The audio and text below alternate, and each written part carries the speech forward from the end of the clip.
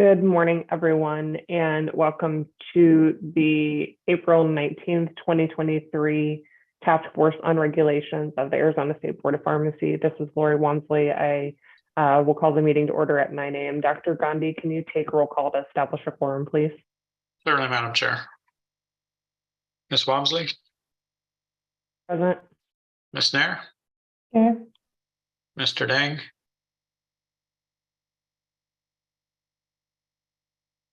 not present. Mr. Pond, Present. Ms. Howe,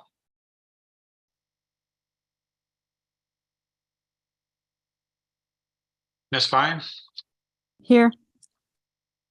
Ms. Nishi has resigned from the task force. Mr. Bozen, Here. Mr. Morris, Here. Ms. Almer.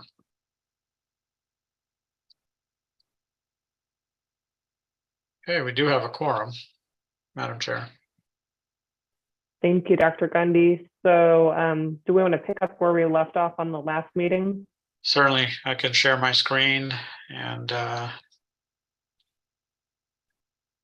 way would be a little bit easier.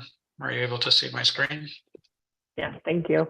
And I will have to probably drop at 11 a.m. for another meeting. So we will probably end a little bit early just for the public and for the committee members.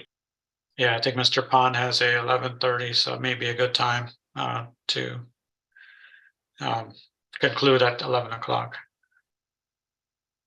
So last time we left off here, R4 23609, pharmacy area of community pharmacy.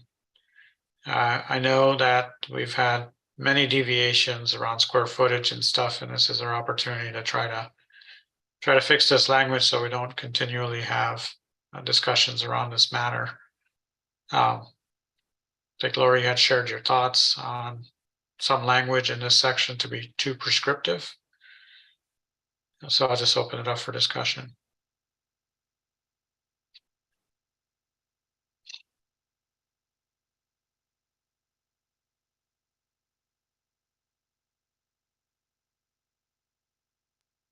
So my thought was to strike the specificity in the current version of the rule 609 to make it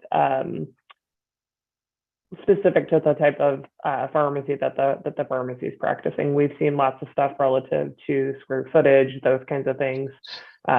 Even the area of patient counseling. I mean, there's some pharmacies that could be even identified as community pharmacies, perhaps that are closed door.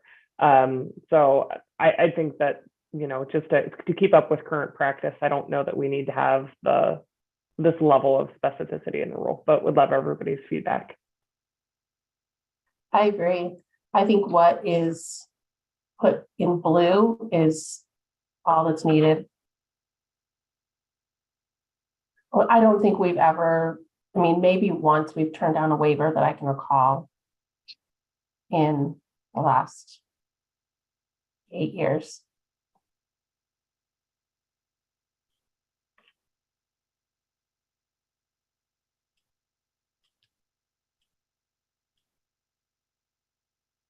Any other discussion? I'm in agreement. The language in blue is fine.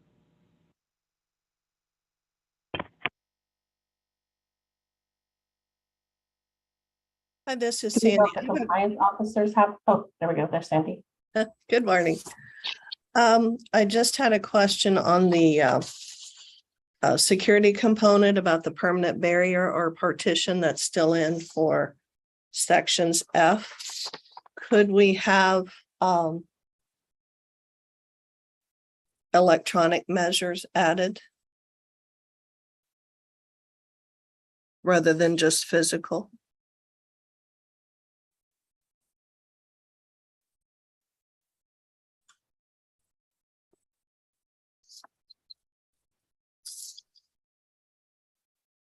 Maybe we even just make it that the pharmacy is responsible for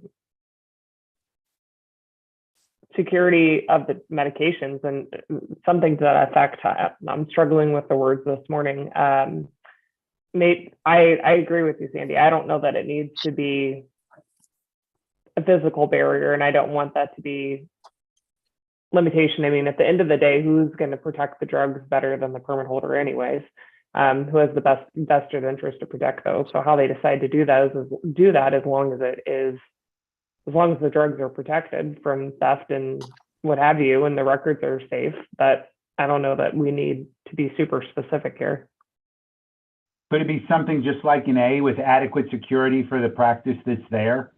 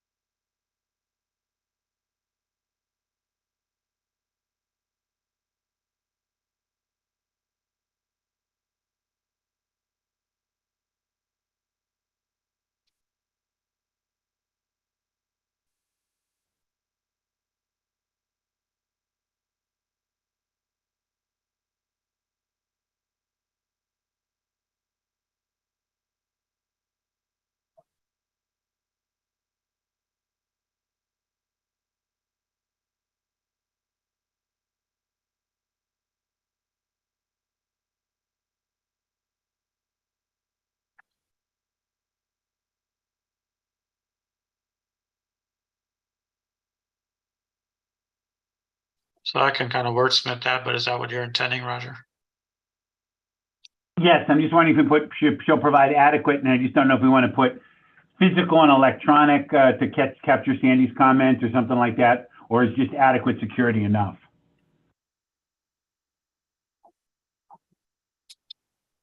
Because we're securing both the drugs and the records. Right.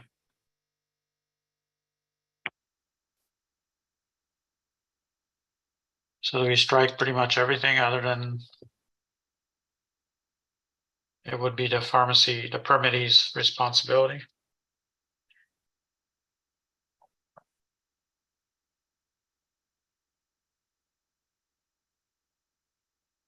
Does the word building make sense? Building security standard? Oh, that's the duty of the PIC to build a security standard?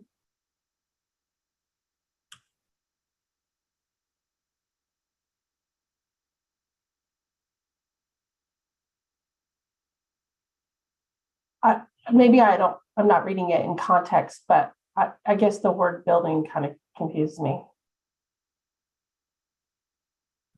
I think it's building is, providing security standards of the community pharmacy area. Building can be walls, can be installing security cameras, or, kind of like building blocks.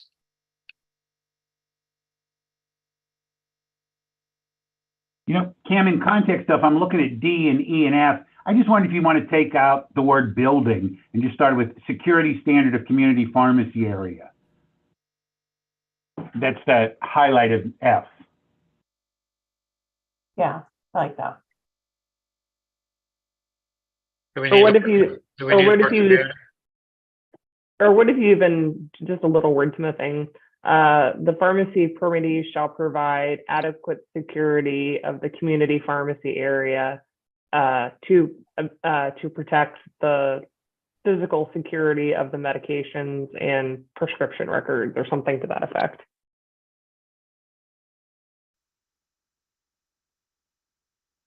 This is Mac. Can I ask a quick question on standardization? So the way I'm reading this now is, so this will leave adequate security to the interpretation of the inspectors. And I think the way that they will all interpret adequate may have variability, or the way that the permittee will interpret adequate. How's that going to work?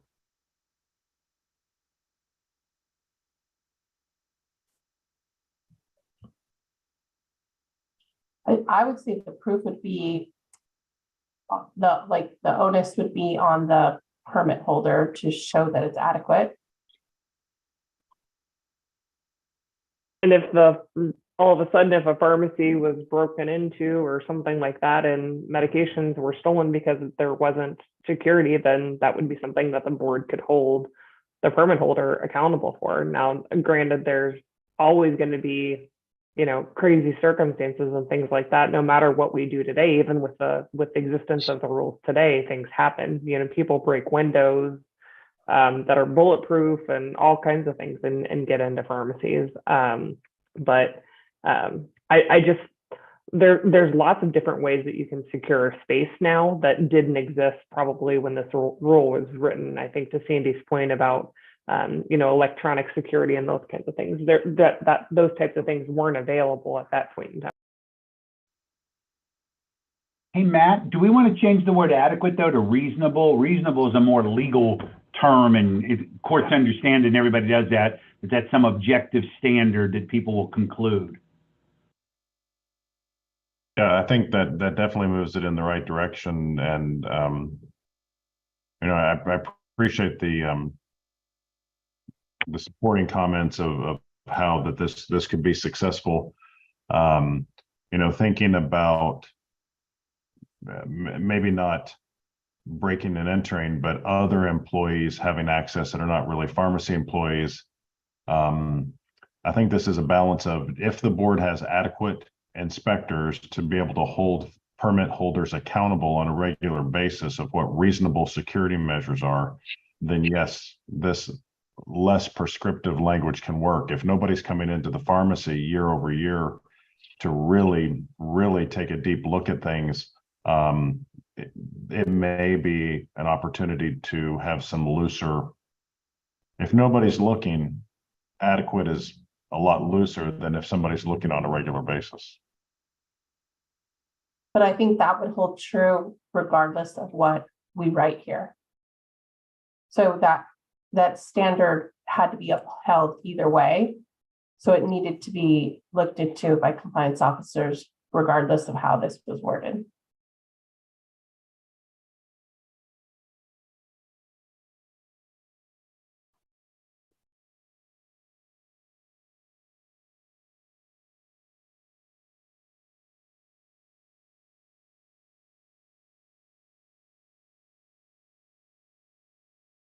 And so we are confident that a community permit holder or any type of permit holder is going to see adequate or reasonable in the same light as a clinically trained pharmacist is going to see reasonable and adequate.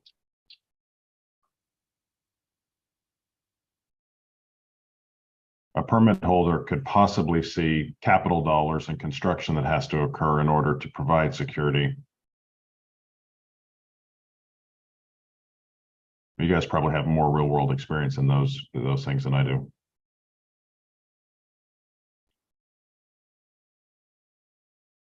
As long as we're Matt, I think you're right that there is going to be room for interpretation on that. And the question is, do we want to rule that like it used to be that you need so many square foot and so many inches and this kind of stuff? Or are we going to say it's going to be reasonable and and the board will have to start to deal with that over time? I think there's lots of different ways people will conclude to it on it. But I think what we're saying is there's so many different ways to secure it. The boards should be able to look at, here's lots of different things. But I do think there'll be some trial and error over time. Okay. Okay. So one thing to consider, and I don't disagree with the way that we're going. One thing to consider, I think, is what are the overarching maybe 3 tenets that we want this to achieve? Very similar to if your goal is to get in shape and improve your cardiovascular fitness. Well, if you do it through running or skiing or jump rope, that's up to you. But what the goal is that you're going to improve your cardiovascular fitness and your VO2 max. Okay. But we'll leave it up to you on how you do that.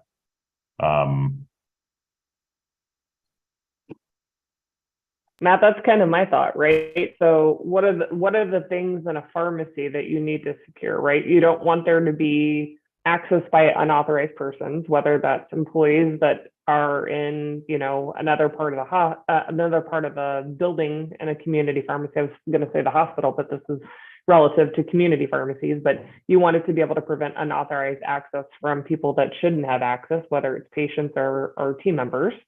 And then outside of that, and that's to protect both the drugs and the HIPAA information. So I think how a permit holder achieves it, as long as they're able to achieve that, if there's a breach in that, I think they'll have to support to the board why they felt it was reasonable and why there was an issue. Yeah, I really, Lori, I really like that. That we call out what you just said. You know, the point of this is to prevent unauthorized access. The point of this is to have security of HIPAA information. If you're able to maintain HIPAA security when you're counseling a patient, that you have adequate and reasonable, that was a good one, Roger, reasonable space to do patient counseling so other people can't hear. I think those overarching qualifiers, how you achieve it, up to you. Every place is going to be different. There's too many cat herding. It'd be cat herding if we try to be that prescriptive. But what we need to ensure is that there's not unauthorized access, that you have reasonable amount of room to do compounding, et cetera, reasonable amount of room to do patient counseling. And that should be up to the pharmacist and the permitting holder. Yeah, and if you carried 10 drugs, maybe your storage space doesn't need to be as big as if you carry, you know, 5,000 or 10,000 drugs. You know what I mean? It's going to be very specific to the type of pharmacy that you have. I mean, if you are, you know, if you've got 10 people working behind the counter, you're obviously going to need more space than if you have 2 people working behind the counter. Yeah, no, that's a great point. I think these reasonable measures need to be reasonable for us and reasonable based on current literature. I mean, we can point them in the direction of any of the current professional organizations, and they all have white papers. It would be good to, I think, give the pharmacists who are PICs some sort of reference for them to be able to take to their permitting holder and say, yeah, these are kind of the general standards. I know I've personally had to fight these in other states with smaller permitting holders who don't have the capital and they don't want to do those improvements per se. That it really gave the pharmacist no leg to stand on. So I think giving the pharmacist a resource or reference to say, we're not going to prescribe how, but look to guiding principles may be beneficial. And in doing so would support the community.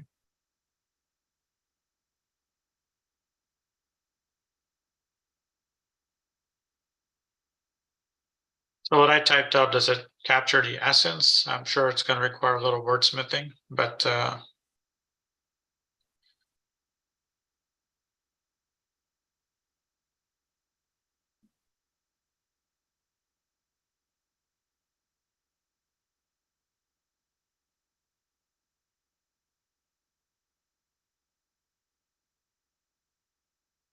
thoughts, anyone?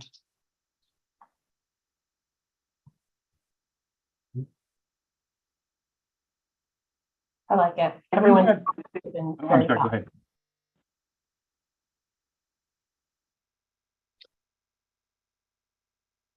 So Kim, it ends with, and records are not accessible by unauthorized access. And I'm just wondering if to ensure drugs, devices, and records are secure.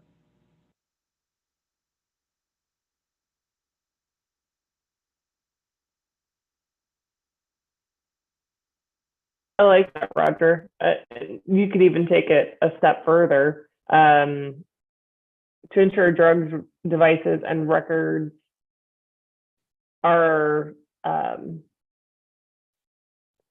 secure from unauthorized access and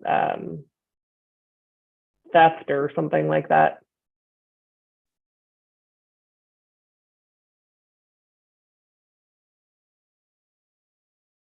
Maybe leave it there. I don't know. I like it. I like what you said, are secure from unauthorized access. Or secure and does not have unauthorized access. So we can wordsmith that, but in essence, this is what we're trying to say, right? Yeah. And unauthorized references what definition? I think we're using the common definition. I don't know that we need to define that. Do you think? I've had it defined 100 different ways in my practice sites. If somebody's an employee, oh, they're authorized. No, they're not. Oh, they're clinical, they're authorized. No, they're not. Who determines There's different parts in the rules that state, who can be in the pharmacy. Yeah, as long as that references that, that's great.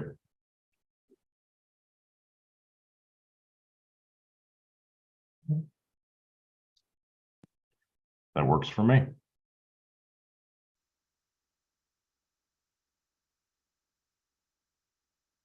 Okay, I'll make a note. Any other thoughts?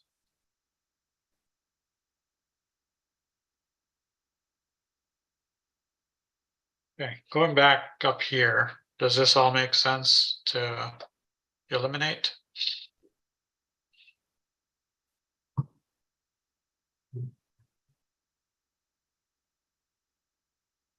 Roger, do you want to go back to adequate to reasonable?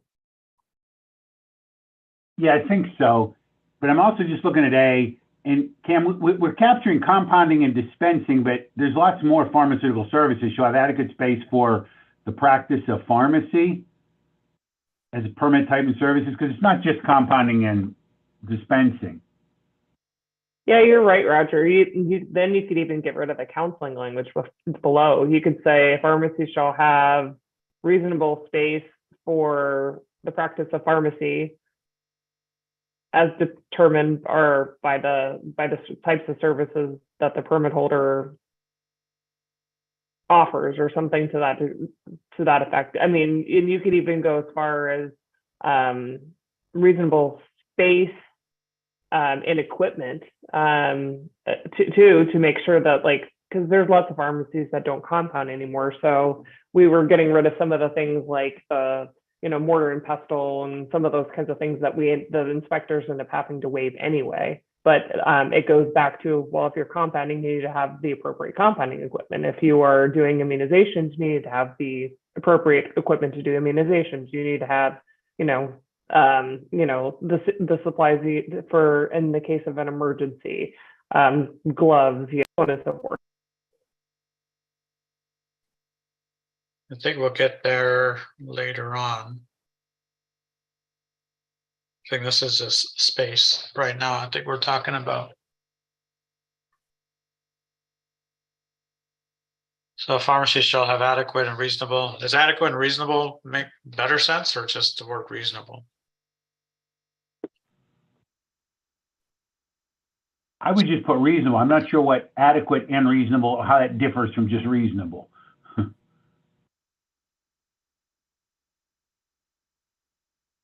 For practice of pharmacy, depending on permit type and service provided. Now, obviously, the language will slightly adjust, but right now I'm trying to capture the intent of what we're trying to do. And I know we're not there yet, but when you get to the equipment section, you could actually have the same thing. A pharmacy shall have reasonable equipment for the practice of pharmacy, depending on the permit type and services provided.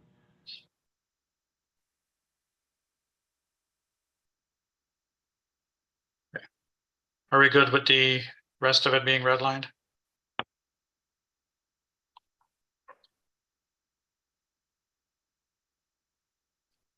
Yes. Okay. Okay.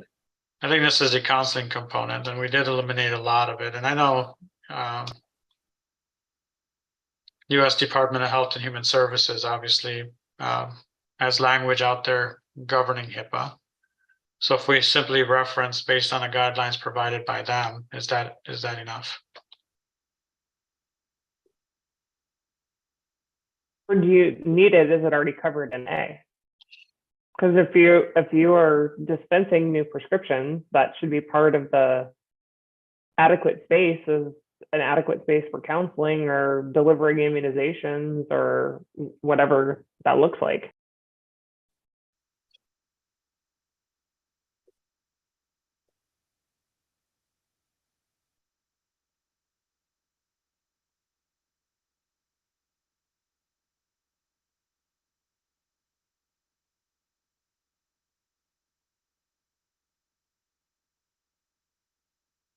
Do we risk people not having space for counseling if it's not in the rule? I mean, it's such an important part of what community pharmacies do, but I go back and forth on this one.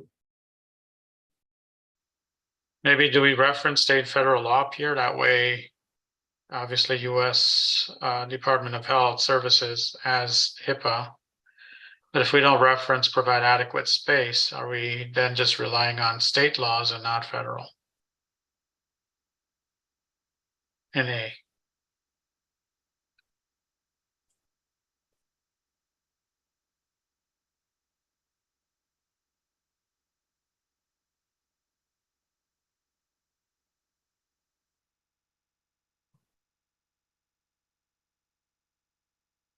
I think if we cite federal laws here, then we can probably eliminate D.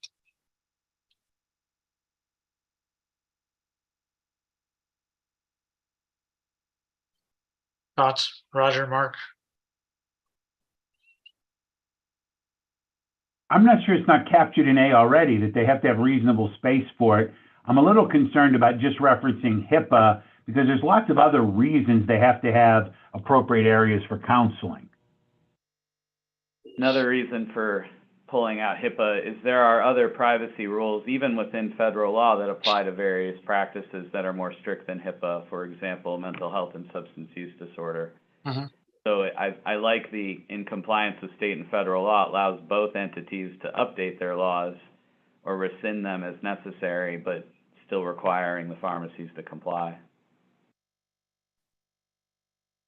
So Mark, are you saying we maybe need something in A to reference in compliance to state and federal laws? I think just stating, I don't know, it looks like it's there. Just I just put it comply there. comply with state and federal law, and then you don't really need D.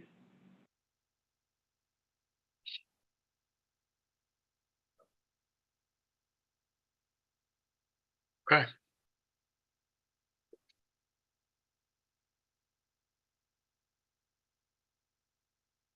Does that all make sense, guys? Are we in agreement? I can't see head nods, so I'm just gonna have to. I like it. I know it's wordsmithing, but Good for me. two seems strange, maybe compliance with.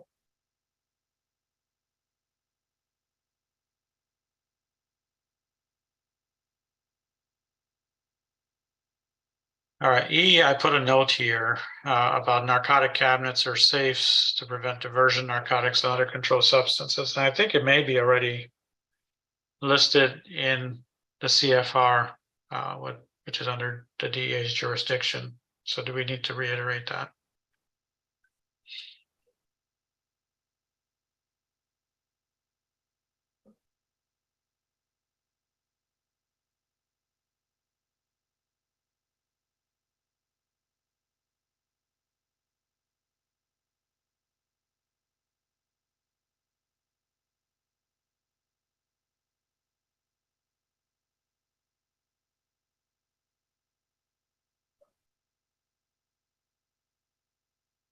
I'm generally not in favor of restating federal law and rule, but I could go either way on this one.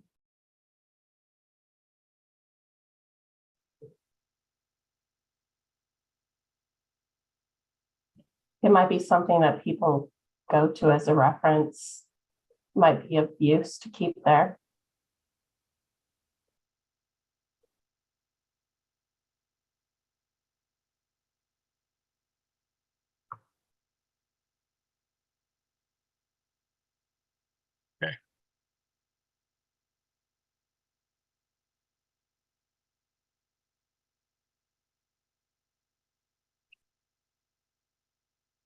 Drug storage and security.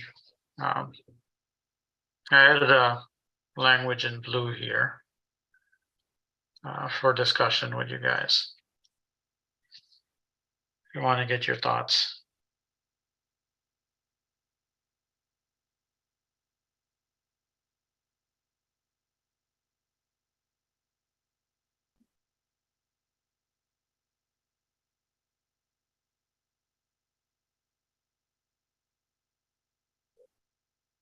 Hard to be opposed to sanitary conditions.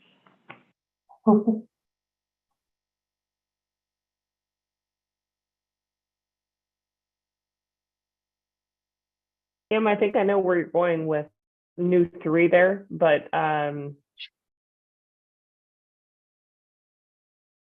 is a stockroom a sanitary condition? Is a warehouse a sanitary condition? I don't know the answer to that. I know we've had cases where we've had people storing drugs, vials, etc., in bathrooms, and I'm not supportive of that. But it's pretty commonplace for vials and things like that to be stored in a stockroom. I don't know if I would consider that sanitary.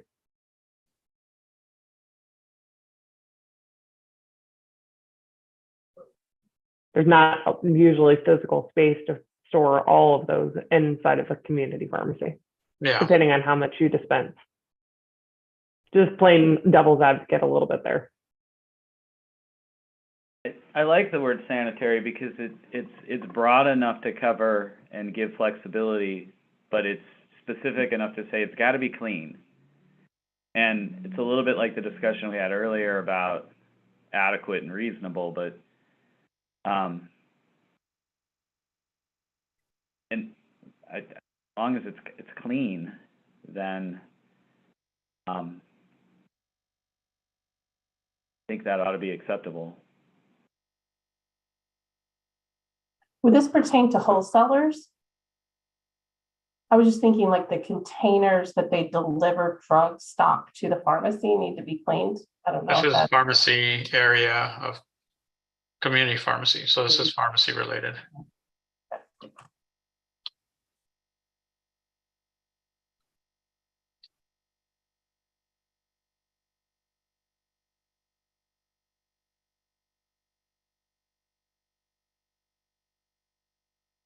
So what would be the containers? Like what's an example of a container used to deliver the drugs? The vials? The prescription vials. Okay. Just trying to figure out what we're trying to capture when we say container. I mean, Kim, would you consider a stockroom sanitary? I mean, there might be situations where there, obviously is like rat droppings and mice droppings and those kinds of things, and I wouldn't consider that sanitary. But would you, generally speaking, consider a stockroom area as a sanitary, or a storage closet, or those types of things? I think it's more preventing biohazard type situation. Sanitary areas to avoid biohazards. Primarily. To answer your question, Lori, I would consider a stockroom or a closet sanitary if it was sanitary. I wouldn't want to have a stockroom in any of my buildings that had pests in it and rat droppings and. Agreed. Yeah.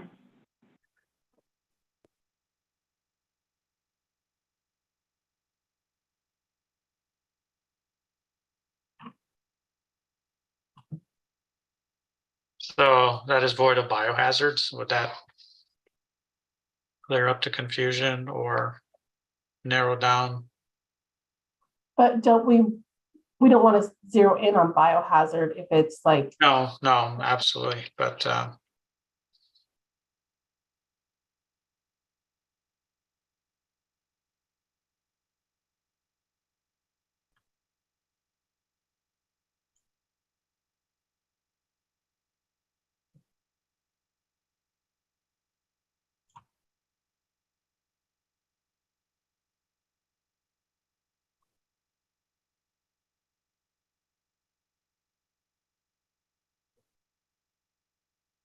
you guys want to noodle that around? We can always come back.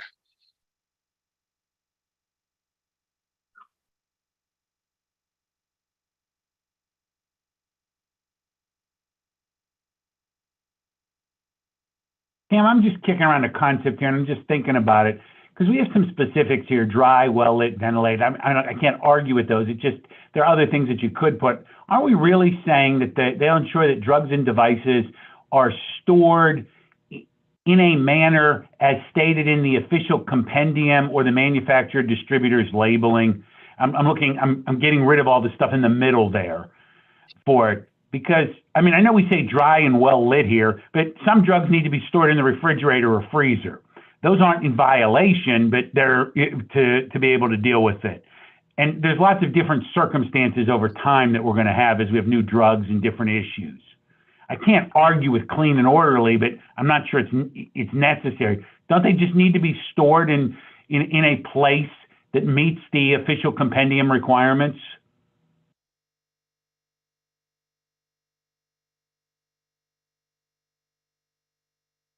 Or the labeling requirements?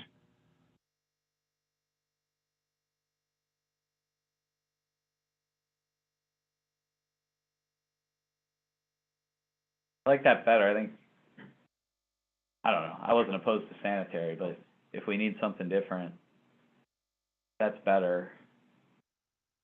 Quickly going to Pendia to see if it gives us any helpful.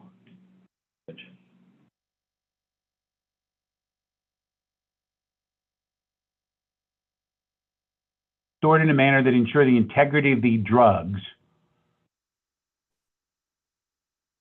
In a manner to prevent adulteration or contamination.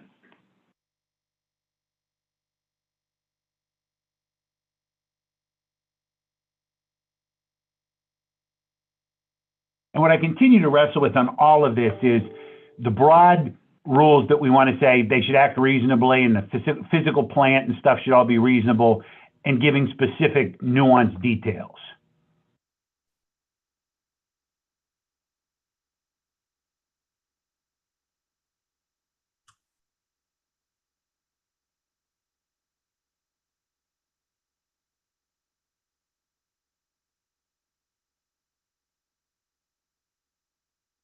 No, I kind of get rid of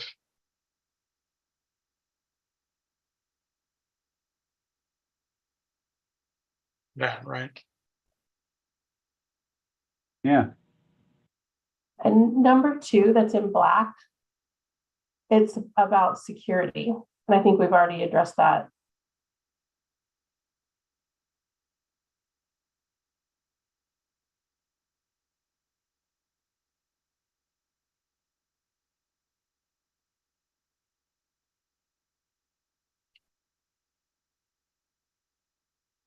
I agree with you, Kristen.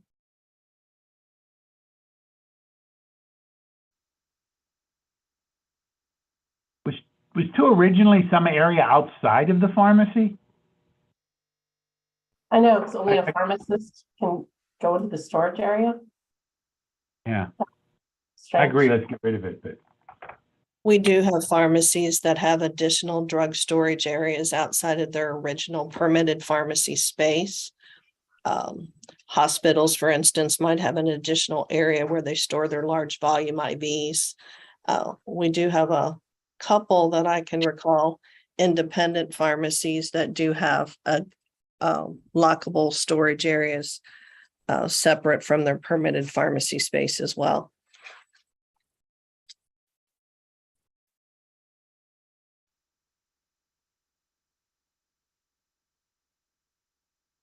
Does USP address how medication is administered or just how it should be stored? Or where it's administered, under what conditions?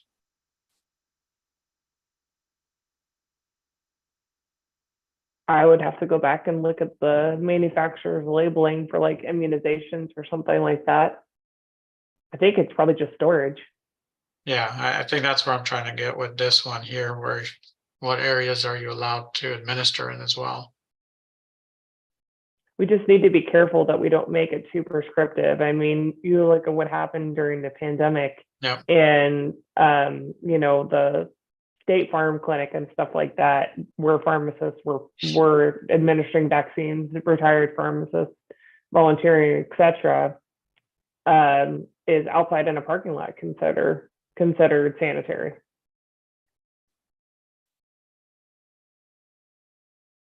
So there's lots of places vaccines are.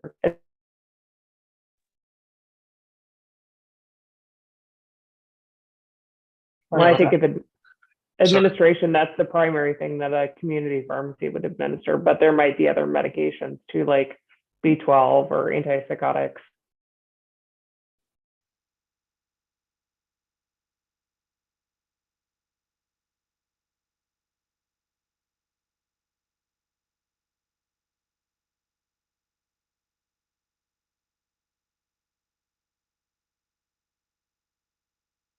Does number one capture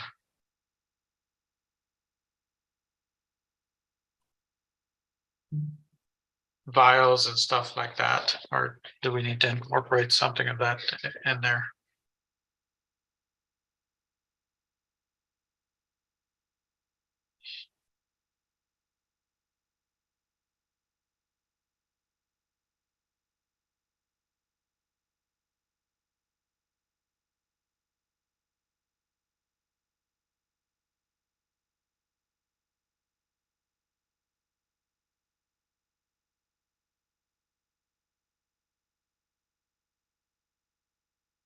How about drugs, devices and equipment? Would a vial fall under equipment?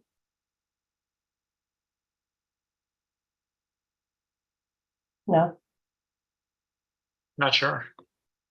I don't know. I don't think of vials as equipment. I would think about that as like mortar and pestle and baker cells, those kinds of things.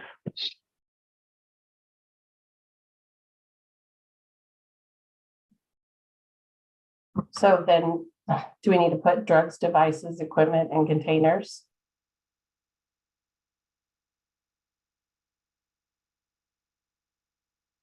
Didn't we already have that above? Isn't that what we were already talking about, or are you wordsmithing this? I thought Cam was going back to number one. Yeah. If I can incorporate containers in number one, then we don't necessarily need. Because then they'll be in compliance with what USB is telling them, or compliance with the manufacturer's labeling standards.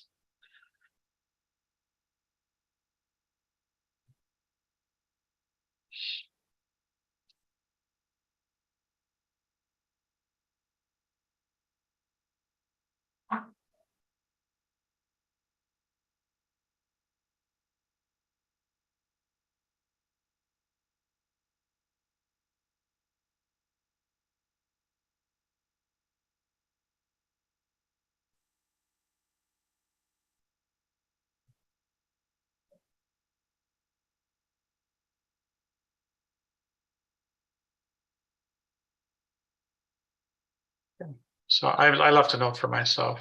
I think I can work with these two sections to see if I can incorporate it in one, so we don't have to create additional language. And I'll bring it back. Sounds good. Thanks, Kim. All right, so number two, we eliminated H.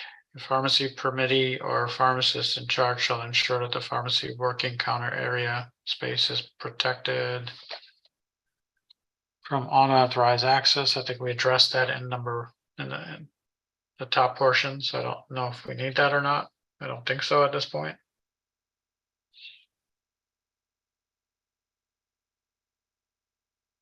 Do you guys agree?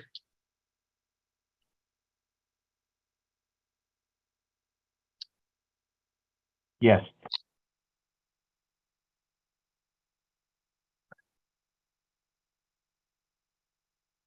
So community pharmacy personnel and security procedures.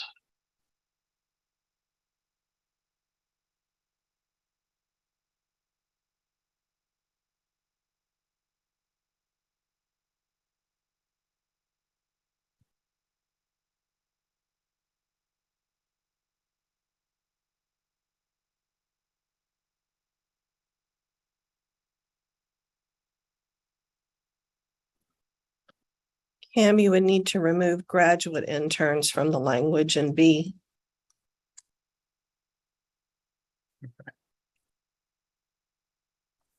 I think we're just calling them interns now.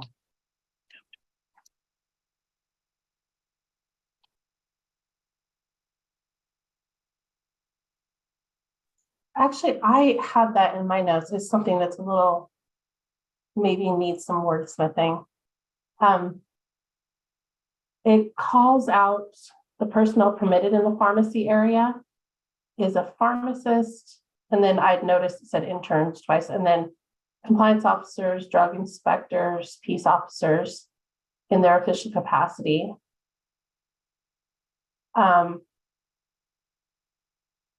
I guess I don't understand why it's like and other personnel authorized by law. Pharmacy technicians, it seems like it's separated. Are you saying they can come in without supervision and then technicians need to be supervised? I don't know. The whole thing's a little confusing. And then in the other, interns are brought up again. Graduated interns are brought up again and pharmacy interns.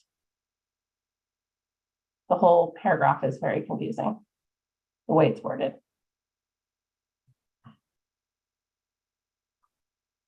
I would agree. There are lots of people that come and go from a pharmacy for legitimate reasons. Plumbers, electricians, regional supervisors from out of state, potential buyers, bankers, pest control people, cleaners. IT people, cleaners, Yeah. on and on. The list goes on and on, Mark. Yeah, and I've often thought that because a pharmacist needs to be present, then anyone the pharmacist has direct supervision over and allows in the pharmacy ought to be permitted. I It's a agree 100%. Security as well, like unauthorized. In our security section, we talk about unauthorized people.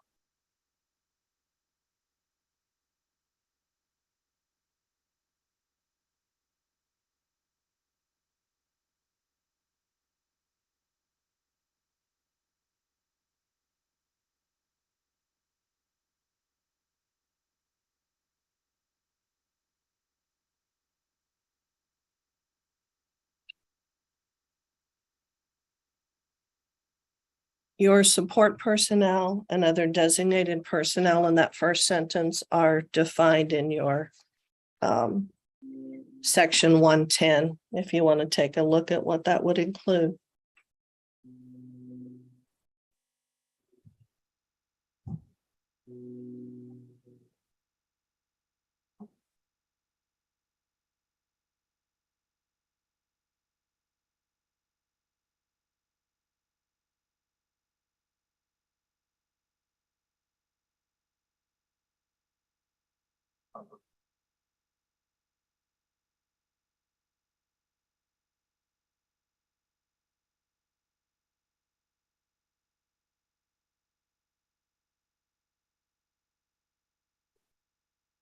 All right, we can go to 110 real quick.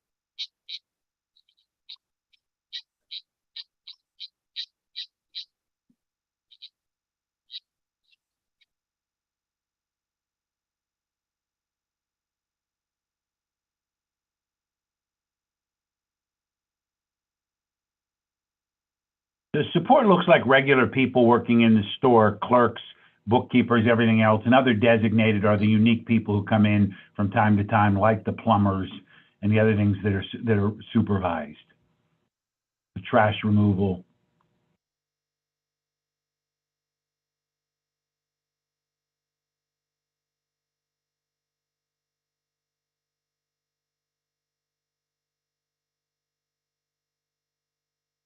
I still don't think it's broad enough. I think it needs to be anyone under the direct supervision of the pharmacist on duty and has a reasonable reason to be present. I think you actually catch that, Mark, with other designated personnel, but I agree. We could probably eliminate lots of the words here and just say people permitted in there are with the pharmacist present. These are all, the pharmacist can supervise anyone. Right. I think that's my point. I think Yeah. having the long list doesn't accommodate enough. And it's not reflective of what actually occurs in a pharmacy.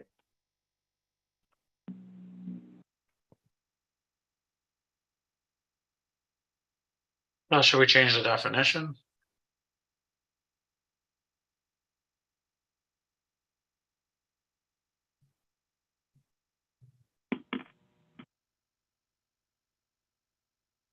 The definition of support personnel, I do think, is important because to me, it's important for us to designate that a pharmacist can actually supervise unlicensed persons to do certain tasks.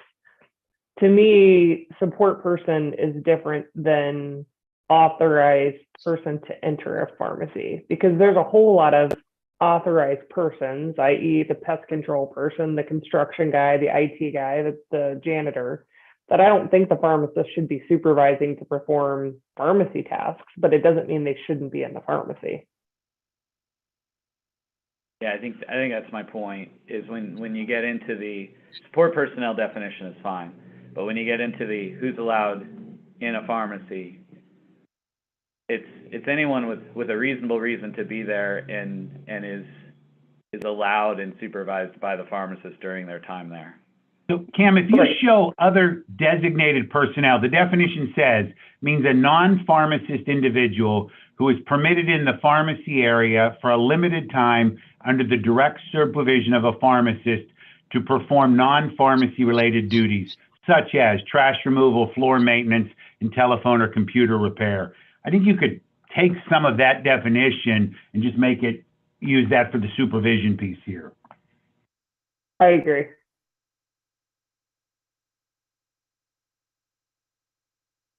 So Under just, the direct supervision. Yeah. just reference other designated personnel.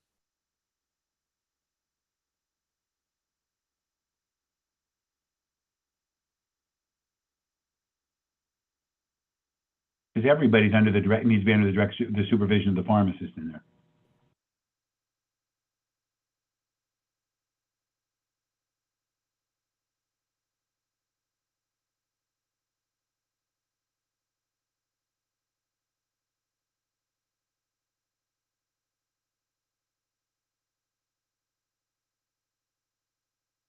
All right, so let me see where I left off here.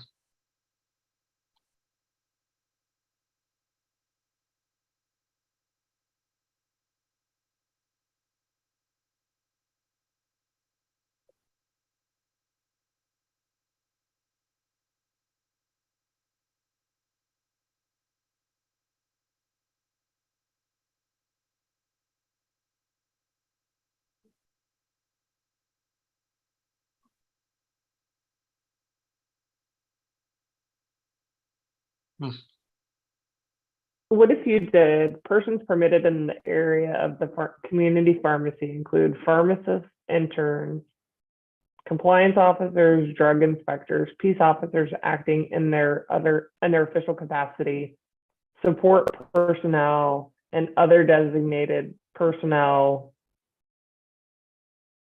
under the supervision of the pharmacist, something to that effect, and then get rid of all of the rest of that except down to where the extreme emergency stuff is. Rather than having two sentences that says the same thing, why not just kind of include it into one sentence? You still need to have the emergency situations, though, Cam. Don't get rid of that whole last sentence. All right. Because obviously you're going to allow the fire department in if the building's on fire, if the pharmacist isn't there, or if there's a water main leak and there's water pouring out of the ceiling and somebody else can open the pharmacy to shut off the water leak. Of course, those people are going to be allowed. Is Police there officer, if they think somebody's robbing the place. is there any potential for overinterpretation interpretation, on the supervision of a pharmacist. So the IT person comes in to do the repair. The pharmacist finally has a break to go to the restroom. Is there any other language where the pharmacist could either not delegate, but I mean, if the IT person is there and there is some technician staff in the pharmacy, I'm not worried about it. But I'm afraid the pharmacist would feel like they would have to supervise directly, especially new grads with maybe that language. I have an issue with it too. Well, number one, there's the wrong word is used there. You have personal instead of personnel. Oh, sorry. And then I would say the compliance officer, the intern, drug inspectors, and really the police officer would all be under the supervision of a pharmacist. And I don't think technicians were under the definition of support personnel, so they need to be called out separately if you're going to go through each. Agreed. Technician needs to be included in there too. Technician and technician trainees both. That makes sense, yeah. If you're gonna say each one separately, but all of those would be under the supervision of a pharmacist.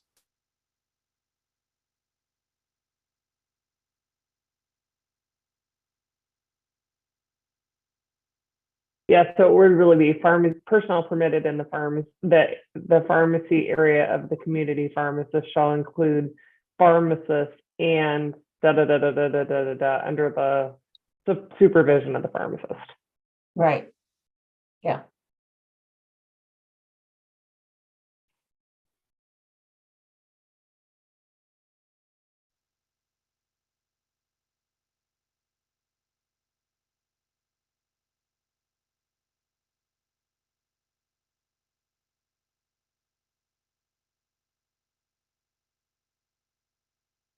Okay, anything else on that? Did I capture everything?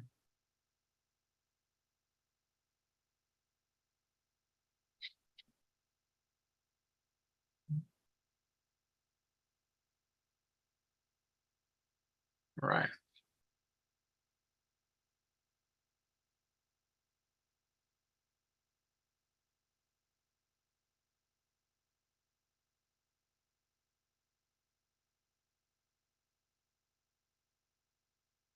Do we need in two the word physically?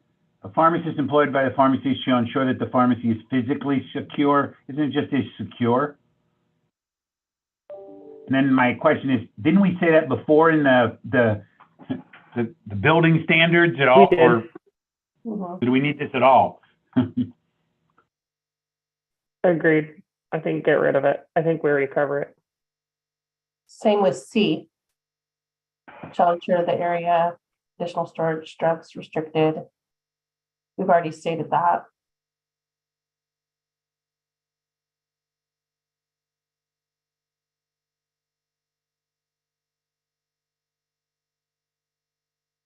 And D.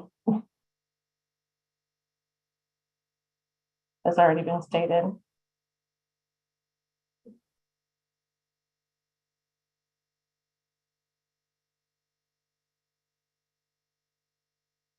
Well, did we say that? Did we say the pharmacist is the only one allowed to unlock the pharmacy? I thought when we talked about security, that had something to do with the pharmacist and No, we unauthorized. talked about protecting it from unauthorized access. Yeah, Yeah. But not about who can open the pharmacy. But if no one else is allowed in except if a pharmacist is there, doesn't that mean the pharmacist has to open it? Fair.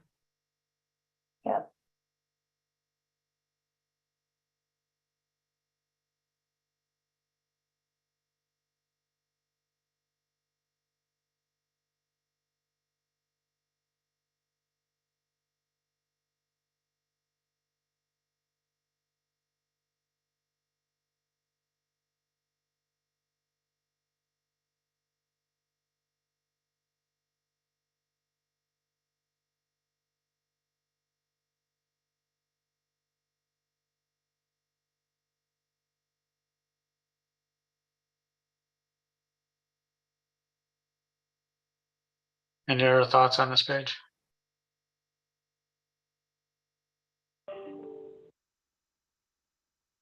None for me under that section.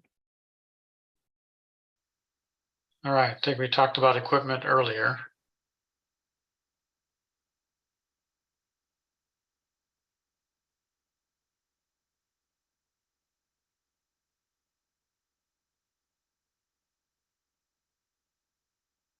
Do we add equipment and references since we're getting rid of the reference section too? Just on second thought, I know this is my language, but a pharmacy permittee or pharmacist in charge shall ensure that the pharmacy has the necessary equipment and references to allow the pharmacist to practice the profession of pharmacy, and either there or down under that section, applicable equipment. You know what I mean? Probably makes more sense later.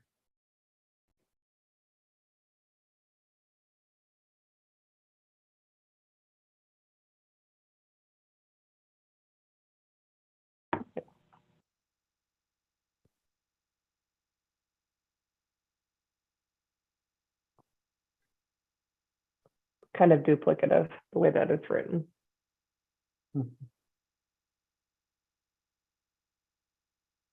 Yeah. So, yeah, you're saying take out the first and references. As you say, as unnecessary. Yeah, I don't know if you really need this. Yeah, part. we don't even need that second part. Yeah, just strike Yeah. that. Yeah.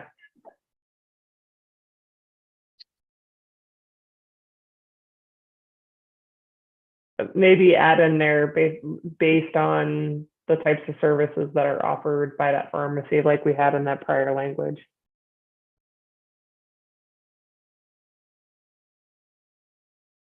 Practice setting.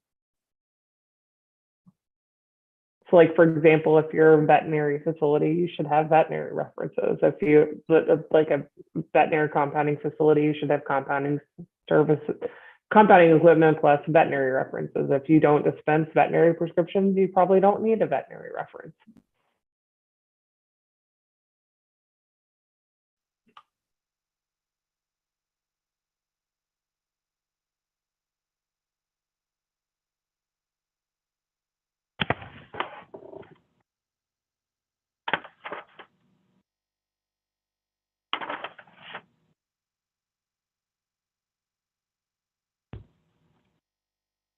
Is that captured based on the services provided? I think so. Yes, I like it, Cam. Thank you.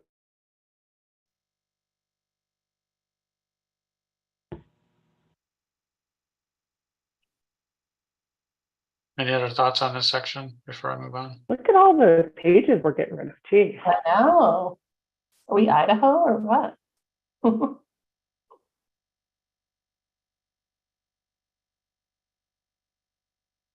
Not that that's the goal. It's just to allow for flexibility in practice, but a Yeah. lot of stuff we got rid of there.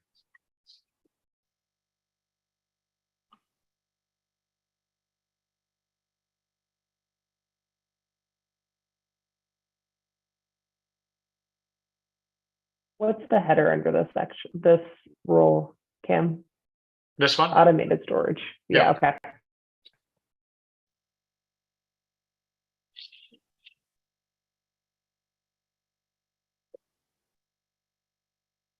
Can you remind me what waiver we gave at this last board? Was that a mental health facility that came before us and asked for a waiver? Roger, was that with you, I believe? I'm trying to remember which specific one. Remuda Ranch, right? Yeah, yeah, they were a pharmacy within a hospital and the hospital around them moved. And to allow them to continue to operate as they've always been operating. I just wanted to make sure we'd addressed it in rules today, if possible. If we haven't already. Well, that was an extenuating circumstance because the hospital up and left. Well, they had said that they thought that there was going to be a rule change. And so they still needed the waiver. Yeah, but then we'll be writing a rule based on one hospital's needs. I don't know if we need to broaden that. I mean, that's up for discussion. I don't understand what we would need to change, I guess, to allow them to keep practicing. I think what would happen is if we change the rule, then you'll have hospital pharmacies outside the hospital. Okay, Be a new business model. all right. I just wanted to remember to ask you about that. Sorry. Little side note.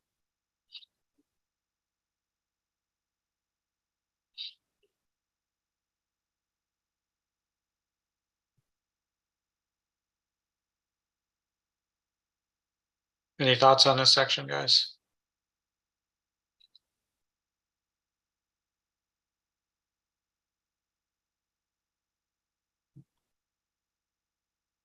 Under section 2, these types of automation are ones that are accessed by a patient. As far as I know, I think we've only got one left within the state. There might be two, but I can recall one. It's basically automation where a pharmacy can place a filled prescription for a patient to pick up when the pharmacy is closed. And so my concern is we've deleted the sections that talk about not placing drugs in there that require oral consultation. I believe if you take that out, it would require 24/7 access to a pharmacist because of the consultation component.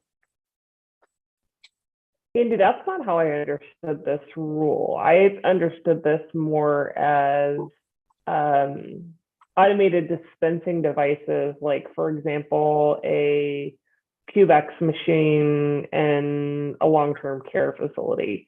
What you're talking about is more of like a locker type situation, like an Amazon locker, is kind of what I have in my mind. Or is it both? And if that's the case, do we need to, because I agree with you, if it requires consultation and it's going directly to the patient, without a healthcare provider involved in it, we should have the counseling language there. So maybe there's a way we can delineate that a little bit. That's just not what I understood the section to involve. I thought it was more dispensing directly to another healthcare practitioner.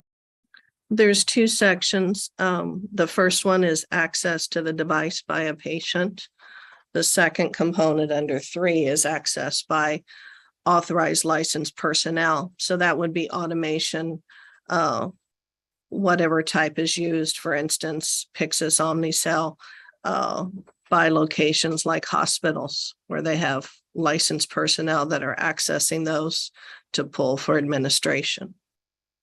So you've got two different access points, a patient and an authorized licensed personnel for two different, I mean, they're still distribution systems, but they're different types. Does this include a kiosk? No, we have separate language on the kiosk. That's separate language on kiosks. But what Sandy's talking about is, like I said, kind of like an Amazon locker. The one company that I'm thinking of that uses something like that is like what is it called? Just like an instant. Trying to think script? oh gosh, what's it called? Like it's a storage locker. The machine isn't like physically preparing the product. Right. Gosh, I remember- why can't I think of Really? the name of the technology? I remember one coming before us in a really remote location, and it was like the only place they could pick it up, medication. So I have a question though. Why do we not want them to allow them to dispense ones that require counseling? why can't they do adequate counseling through written materials and have an 800 number to call? I mean, it's a patient, I'm just raising the question here, because we let the mail do that. Yeah, I thought that's what Sandy was saying. A good point. Asteris is the name of the company that I was thinking of that does Okay. like these prepared devices. But you're right, Roger. To me, it's an alternative form of delivery. Why wouldn't you allow the patient to call for counseling? With written materials provided with the prescription, right? I agree. The note, though, says since it's in a facility, that's why they took it out. Yeah, that was my original thought process. But Sandy makes a good point. That it's broader than what I had originally thought it was.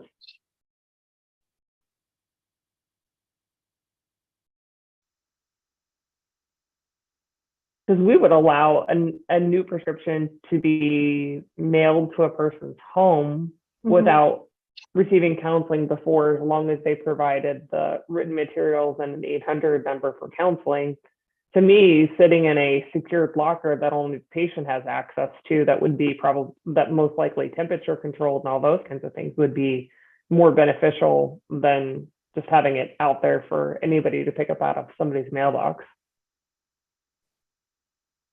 Sandy, if we take this out, the do not require, so you're basically allowing for only refills to be dispensed out of that.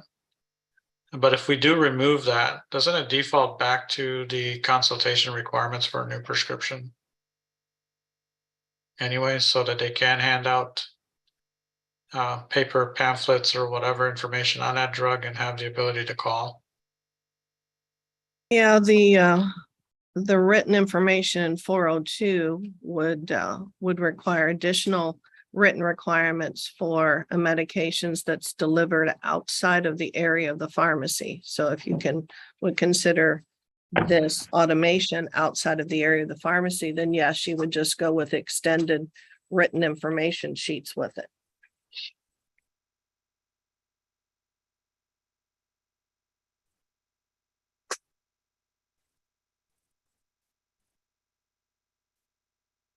Hey, Sandy, with regard to that, do most pharmacies have different sheets if they're mailing versus if they're giving counseling, or don't most default to the more detailed stuff now anyway?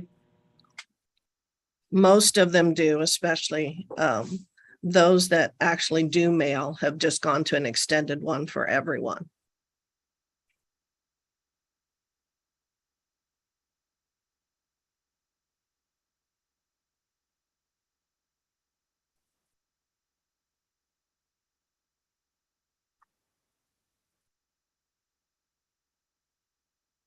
I don't know, thoughts from the group. I'm kind of inclined to leave it out.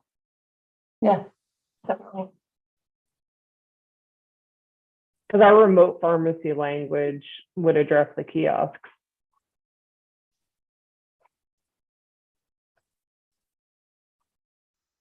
Kiosks have a separate permit, but it's the same concept. Yeah.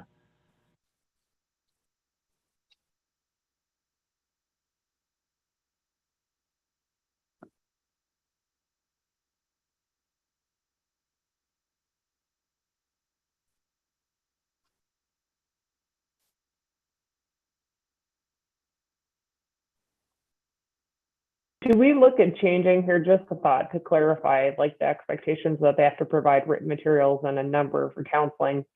Should we change to a little bit, ensure that an automated storage and distribution system used by the pharmacy that allows access, that allows delivery of drugs or devices, delivery to the drugs or devices by a patient, something to that effect.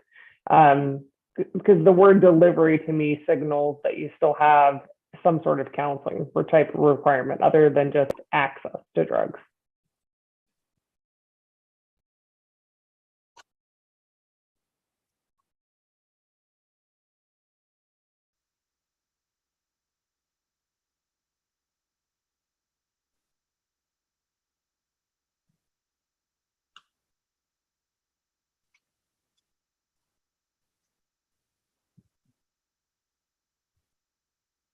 So you just want to add the word delivery to, I don't know, maybe. I don't have a strong opinion about it. oh, Just thinking to address Sandy's concerns around that there's still some sort of requirement for new prescriptions for delivery.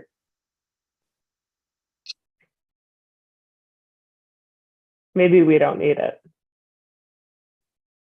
I think it defaults to consultation rules, not new ones. It's still a pharmacy at the end of the day, and they still have to comply with the counseling rules.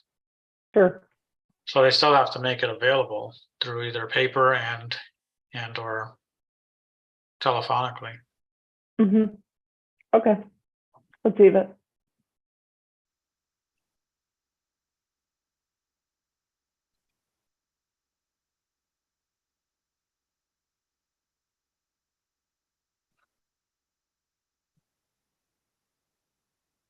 There you go. It's an F at the bottom there, 2F. Provides a method for patient to obtain consultation with a pharmacist if requested by the patient. Is C, Maybe we don't need that. are we removing C as well under 2? I think so.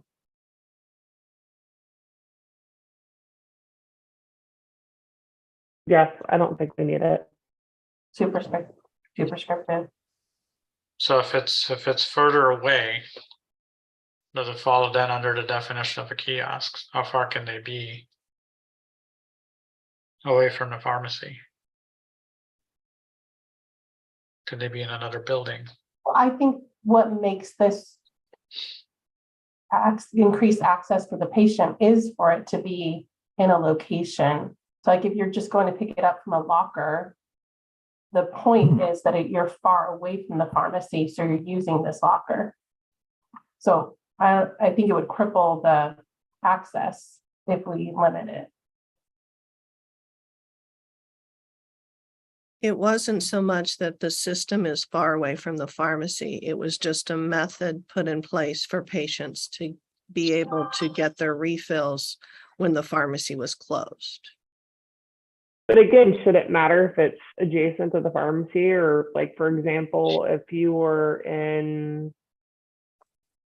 had a community pharmacy in a hospital and you had multiple buildings in the hospital and you were providing outpatient prescriptions to the hospital staff, does it matter if it's in that physical building or one of the adjacent buildings? What if you were delivering them to a employer-based group or something like that? Does it really matter as long as the drugs are secure, that it has the appropriate labeling on it for the patients, that they get to have access to the counseling and the drugs are stored in a, safe manner? I don't know that it matters to me. We do currently, or at least I believe we currently have one that is a hospital, an outpatient-based system that's within a separate building from the pharmacy location that was approved quite some time ago. But it's in that health center, right? It's not. Yes, it is in Miles the away. health center, and it is inspected as part of the pharmacy inspection. Can I ask a question here? What would be the downside of making every one of these things just fall within the kiosk rule and having them listed as a kiosk? Will they not meet the requirements? I think the kiosk has audio-visual mechanism tied to it. So you're actually engaging with a pharmacist as they're processing the prescription. That's the distinction between these machines and a kiosk. Yeah, these are pre-filled vendor type machines that are built into a wall. Come in, put in your code or open a drawer that you only have access to. Well, that I was and trying to answer these your question, Kim, yeah. these devices aren't preparing the medication like you would No. see like in the traditional kiosk sense. This is just storage of completed prescriptions. And I mean, personally, I don't care where they're located as long as they're safe and they meet the requirements. The board should know where they are to make sure that they're being stored appropriately and that there really is secure I don't know. I agree. So Cam, If you isn't find that the answer to your question, Cam? That if they're prepared at the pharmacy and they're just stored there, they fall under this rule. And if they're actually being prepared at the machine, then it's the kiosk rule, and the distance Correct. is material. I mean, if it's gonna be off-site, let's say we got a pharmacy here and a mile away, they wanna put a kiosk like this. Is that appropriate, or should we permit that location to hold medications in a business environment? I mean, this doesn't limit controlled substances, does it, Sandy? I don't believe that it does. And so, I mean, you're gonna have kiosks that may not be tied to a DA registration.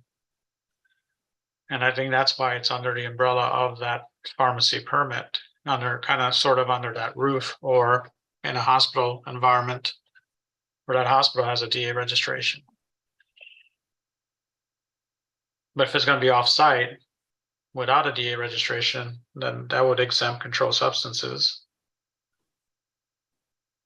And then it's really not any different than the kiosk stuff. I can see a kiosk post saying, well, why do we need to be permitted if these guys don't need to be?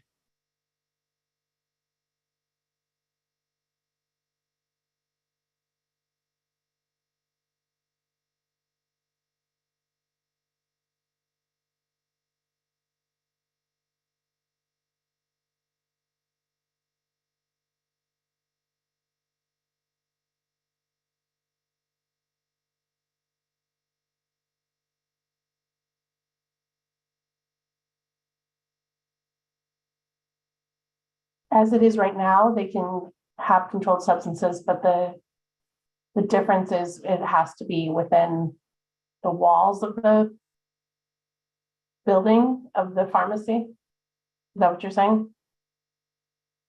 Close proximity of the Has to pharmacy. be a wall, or, yeah.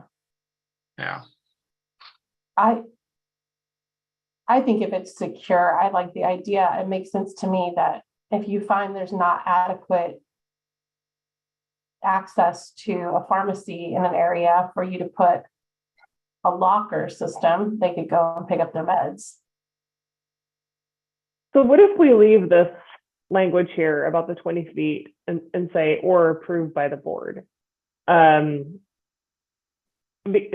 don't know that I think we need these people to register, but I do understand where Sandy's coming from, right? If somebody puts these in an employer down the street because that's what their employer needs based on the fact that there's like the operating hours of the pharmacy or what have you, there's a lack of access to pharmacy services for their employees or whatever, and they sign a contract with a business to do that.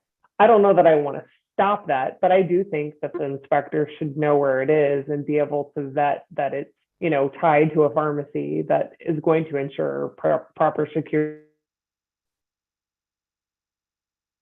There would be no way for us to at least know where those are. Not that I have an issue with them being there. I just think that it's important that the board inspectors know where they are and that we can ensure some degree of security. Because I don't want it necessarily just to be in somebody's, like, you know, mail slot or something like that. I envision these, like, I keep going back to the Amazon locker because that's what I think of. You know, there's an Amazon locker at, you know, I was at Lowe's the other day. There's an Amazon locker at Lowe's, and inside the doors of the facility. I mean, if that's where somebody wanted to put it, as long as we could ensure that it was safe and all those kinds of things, I don't know that I have a problem with it.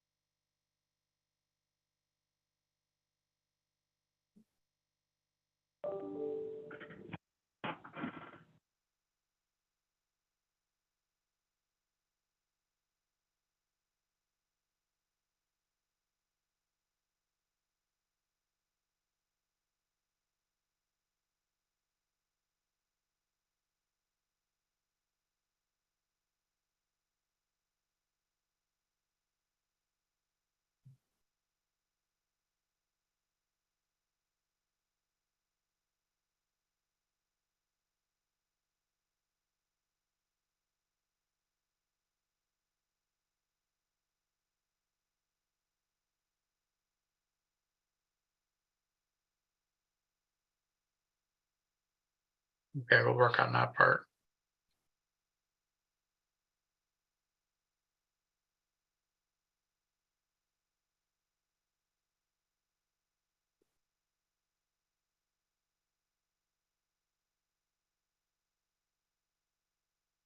Okay, next is G, comment on that, unnecessary, since it's in a facility.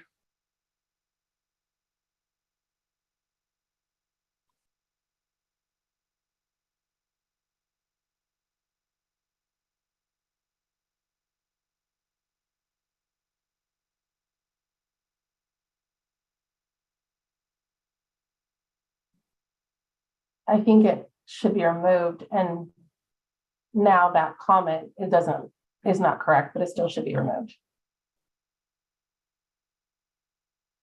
Any thoughts?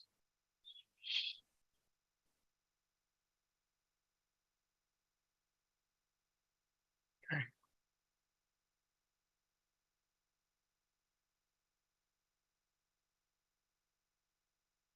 Any other comments on the remaining language?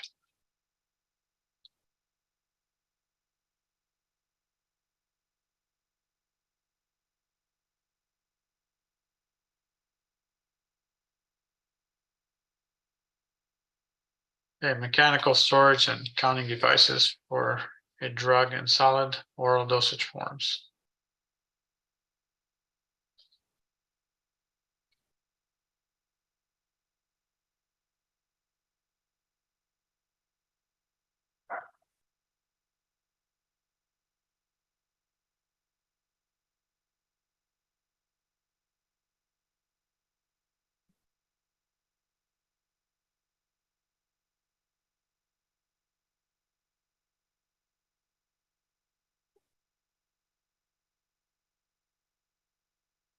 You guys there?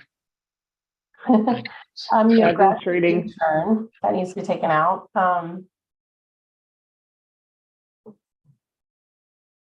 It's about 10:30 now, guys. You want to take a 5 to rest your eyes? I could take a bio break for sure. But that was rest your eyes. I mean, that's code word for bio break. Oh, okay. But we are gonna end in like 30 minutes, so. Yeah, yeah, if you guys can hold. I'll take it and you can continue. All right.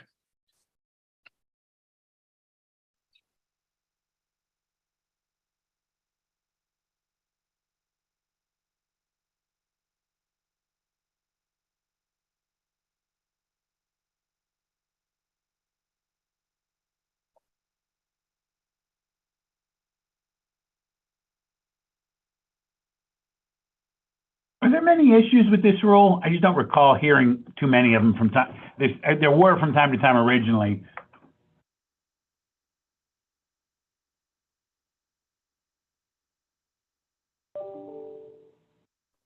The biggest thing that I have seen is the return of drugs back to the device.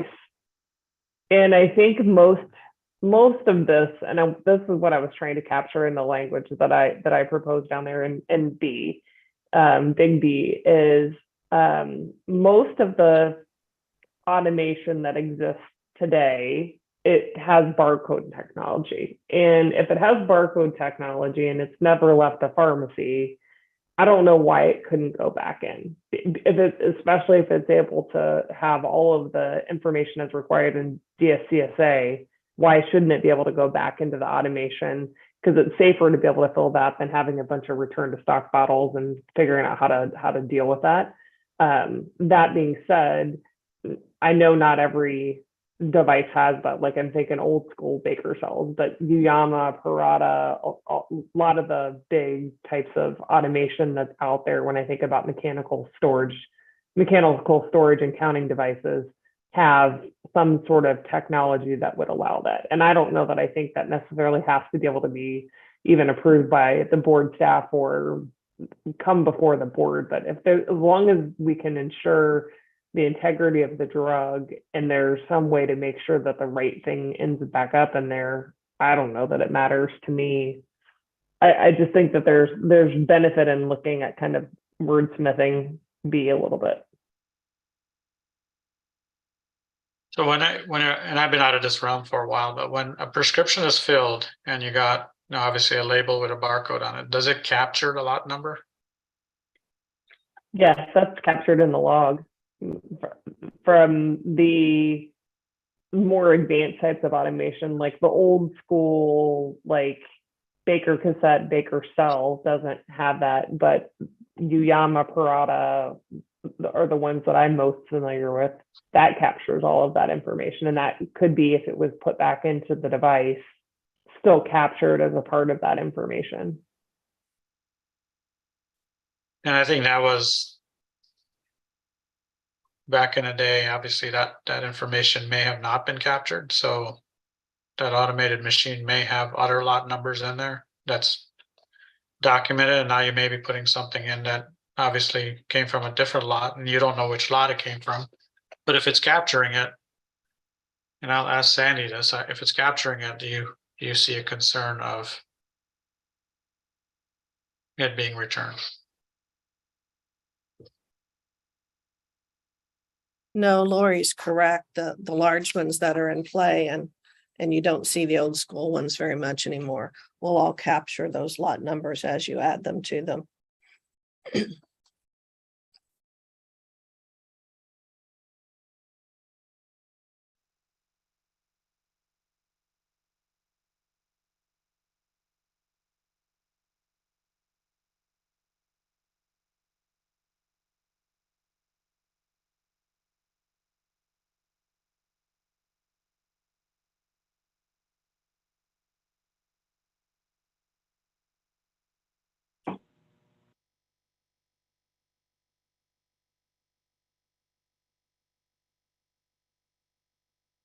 Well, do you want to say can be returned? Yeah, and maybe we get rid of the chain of custody. Maybe even shall ensure that drugs previously counted by a mechanical storage and counting device and a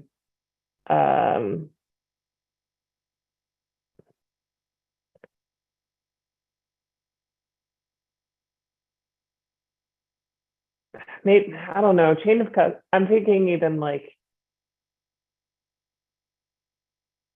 with central fill pharmacies, those kinds of things, wouldn't have ever gotten to a consumer. So you wouldn't want it to not be able to be used again if it was the right thing, from like, as long as the product integrity and information was there. I don't know. Well, this one's talking about has not left the pharmacy. So should we just put maybe? How's this return? different than just a normal will call that doesn't get ever picked up? Well, that's kind of what it is, I think. Yeah, I mean, as long as it's never picked up by the patient, as long as it never leaves a pharmacy and it's in control of a pharmacy, and you can determine the information, why can't it go back into the device? I agree. Perhaps we just remove all of the approval requirements and just require it to have a technology method for the return. And of course, SOPs for how they do it. I like Yeah. that, Sandy. And the expectation would be that it captures the lot number and expiration date and all those types of things. Correct. I like that. All right, I'm sorry, Sandy. What did you want me to redline? I was just saying you remove all the sections that requires approval by the board. Right. And you just make it so that if the pharmacy wants to return drugs, that they have to use technology as indicated here, that will capture the lot number, whether it's barcode scan or whatever, in order to do the return, and that they have SOPs that, address how they're going to do it.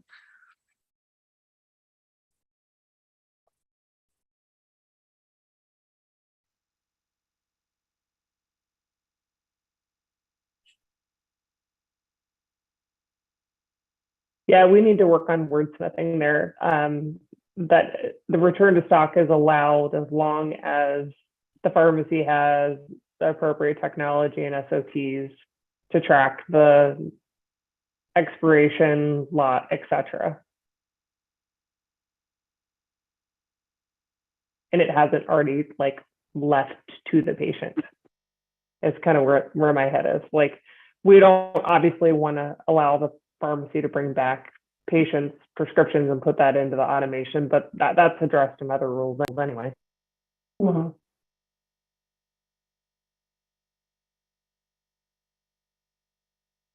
All right, we'll work on that part. The next one on C, why do we list all the people, pharmacist, pharmacy intern, graduate intern? Do we need those? Can't we just take the people out?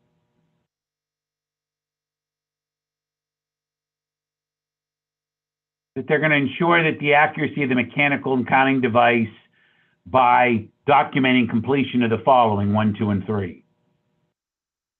Yeah, used by from that point. So,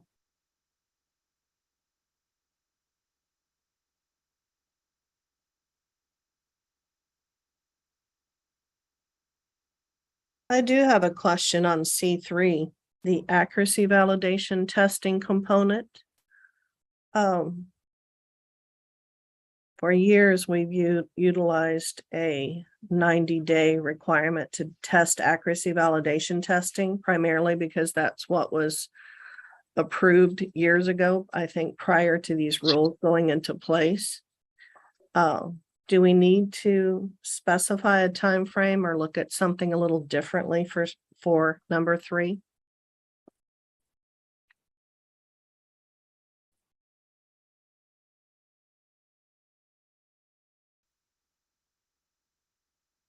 I think your point's well. Either we say 90 days or we say something, but you're right. Routine just doesn't tell them enough. Or should it be based on manufacturer specifications? There might be some types of automation out there that they suggest that you should calibrate it more frequently. There might be some that they say it can be done less frequently. Who are we to decide what is, the appropriate time frame? And does it have to be every drug? Does it have to, like, every single cell? Does it have to be, I don't know. Your point's well taken, Sam. My only concern with going with the manufacturer timeframes is would they be needed to be put in the SOPs for the pharmacy? Because otherwise we would have to be knowledgeable on what those are for a variety of different types of systems out there.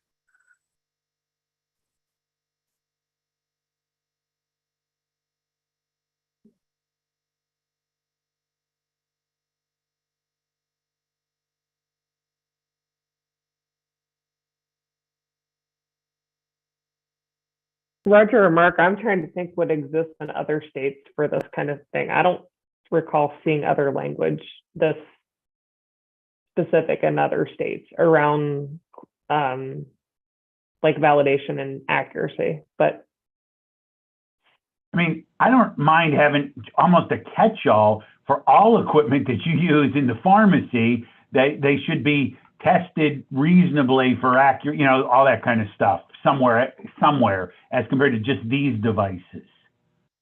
Because don't we have to do that with balances? We have to check them from time to time to make sure they're accurate. And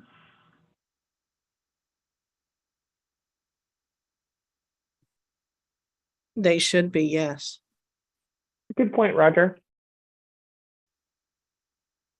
if we could have a general requirement, it's something specific, because we have so many different kinds of equipment here. I think the next section has a, 616 is a slightly different mechanical counting device than 615.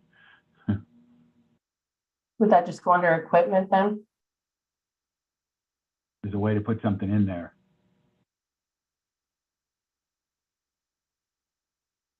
Hey, Cam, we threw like 3 different changes at you. I don't know where you are with them, and I just don't want to lose them. I haven't typed anything up yet until I know. I would have asked somebody to summarize what the final verdict was. I mean, and really, could 2 and 3 be? I don't know. Do we need like? In Could you just C- do it under 1 training and we say C the says- same thing multiple times. C says that they ensure the accuracy of the counting device. So maybe just it's already being insured. Do we need to put how it's insured? So maybe 3 could just be eliminated.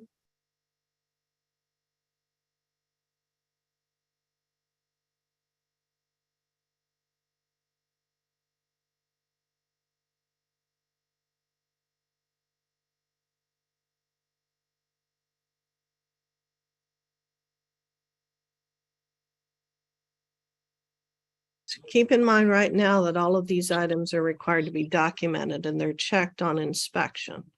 So we do look for those pharmacies that keep the large automation, whether it's Uyama, Parata, Script Pro, whatever other brand might be out there. We do look for that documentation that they're actually testing each cell in the system. And again, right now, for those large systems, it would be a minimum of every 90 days testing them to make sure that the cells are working and counting appropriately. Then they would also have, routine things like just cleaning documentation that they would have to maintain. So again, my concern was that we don't currently have a time frame for those set out in rule. What if we change 2 to maintenance and calibration of mechanical storage and counting devices as recommended by the device's manufacturer or 90 days, whichever is shorter? I don't know. That way because I never knew 90 days was the expectation, Sandy. I don't know if that's written somewhere. I don't think it's in a substantive policy. Maybe that's just what the board instructed the inspectors to do, but I didn't know that before you said that today. Is every 90 days what you consider to be reasonable, Sandy?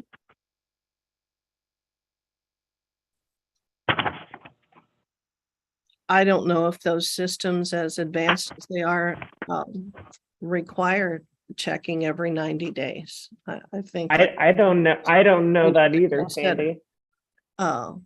I will tell you that the SOPs that are out there for those systems that are in play are utilizing a 90-day testing cycle. So when you even get into like the robotics and things like that and mail order facilities and central fill facilities and all of those kinds of things where you have those really high tech robotics, is 90 days reasonable in those, Sandy? I mean, that automation is so specific. That automation is specific and complex. Myself, I think 90 days is probably a little too short of a time frame, but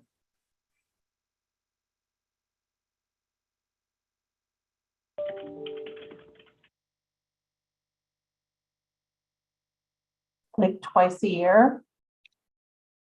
Maybe? Kim, can you make a note and maybe let's think on this a little bit? I don't know. There's so many, the more I think about it, there are so many types of things that count. I don't know. I need to noodle on this one a little bit more. I'd be interested to see, like, even in the hospital, I think Matt is still on. Matt has more hospital experience than I have. Like with the types of what exists in a hospital and what's reasonable for that type of automation. I'm not as close to those types of things. I haven't seen as much of that recently. The types of automation I think about are, 20 years old in hospitals. You know what I mean? So I'm not up to date as much on that as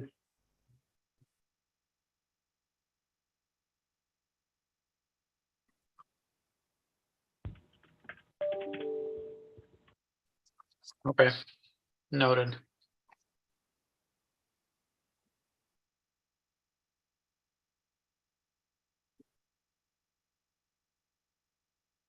We were gonna take out the people at the beginning. Roger had suggested that. Yeah, I said work on C, so I made Okay. notes, so I'll figure that one out.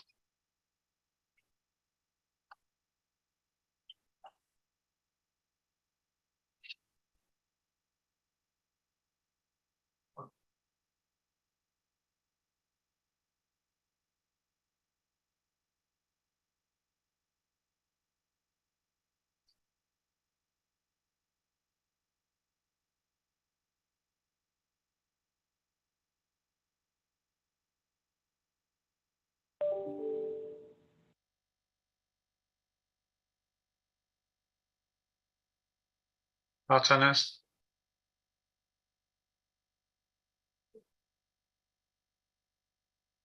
I'd stepped away, but weren't we talking about the chain of custody before? Yeah, we removed it from before, and this was a note up here. So do we really need that if we're saying that it's allowed, as long as any of that, as long as it's covered in the policies and procedures and there's a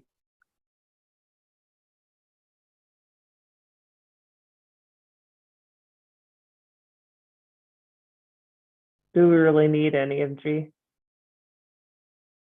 Not if we're gonna allow it based on technology at the top, and if it doesn't fit Yeah, the yeah. bucket, then they can't do it. So, Yeah, I agree.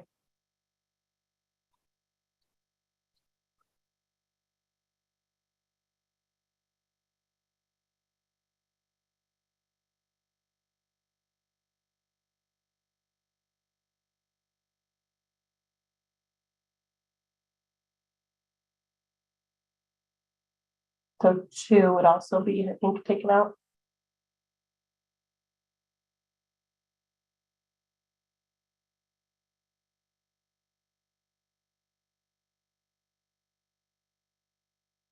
Seems like we should be able to combine 616 into 615.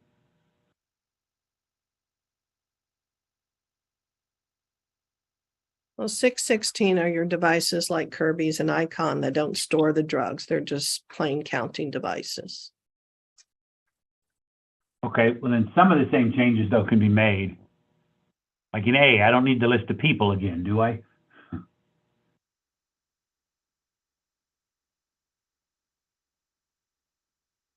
And all the changes we just made in 1, 2, and 3 on 615, the same combinations. Yeah.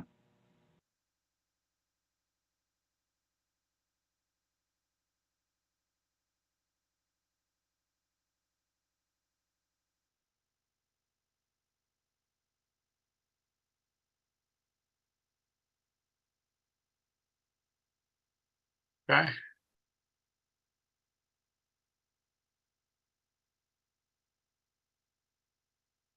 And do we need D at all? I mean, can't the board do that anyway or go through? I mean, does it need to say it specifically?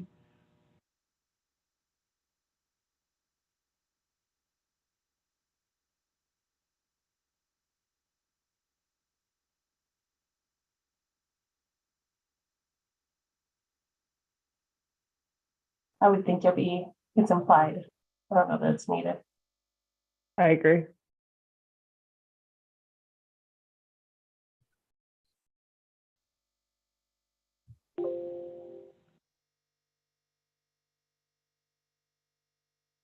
That was the same above on the other counting devices. D was. Oh, F, it's F, I think. Yeah, F.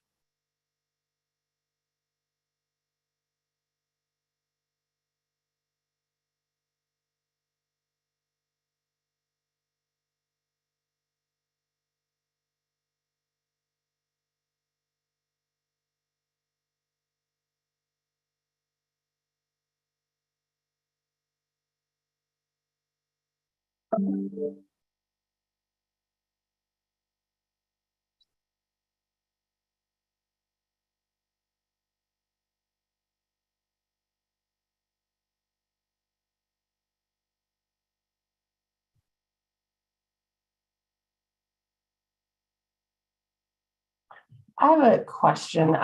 It's maybe not exactly what we're working on, but in R723-411, and maybe I'm looking at an old copy, but it said immediate personal supervision. Did we change that, or do we know what that means? R423, which one? 407 411? or 11? Yeah, R723-411. For supervision of a technician. Yeah. I don't know if it's something we had changed and I just looked at an old copy, but immediate personal supervision is how it's written.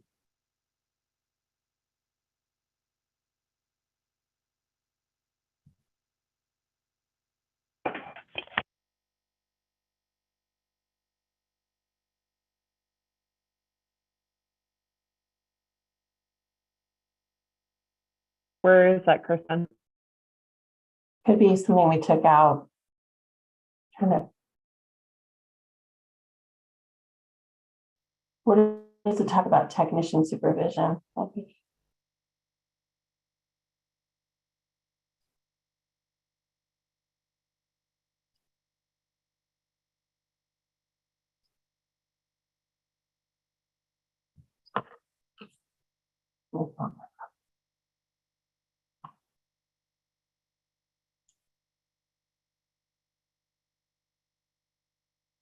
And that was for immunizations you're talking about?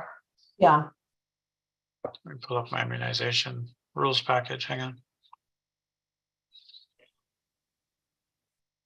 I think what we were trying to get at with the technician immunization rules, they need to be in the same like building, right? They don't have to be over the technician's shoulder necessarily if they're giving the immunization and they're trained, but they can't be like not physically present.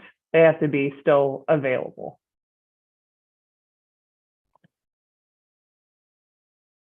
yeah, it's in right here. It says a pharmacist, technician in the presence of or under the immediate personal supervision of a certified pharmacist may administer without a prescriptive. It just seemed like such a, I don't know, overstated. Plus, I didn't understand what it was meaning.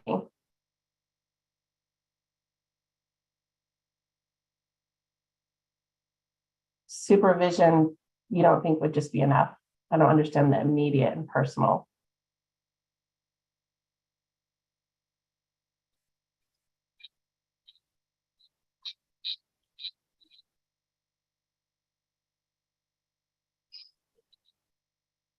My opinion, those two words aren't necessary.